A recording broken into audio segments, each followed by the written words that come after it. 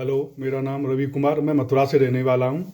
मेरी बच्ची 4 साल की है। उससे सर्दी जुकाम बहुत जल्दी जल्दी हो जाना, और जितने भी आसपास के जैसे मथुरा आगरा के जितने भी अच्छे से अच्छे डॉक्टर हैं, स्पेशली बच्चों के स्पेशली डॉक्टर थे, उन्हें मैंने दिखाया, लेकिन उनसे कोई आराम नहीं होता था। कुछ दिन के लिए जैसे दवाई चलती थी तो उसे आराम हो जाता था, उसके बाद फिर वही प्रॉब्लम उसे हो जाती थी।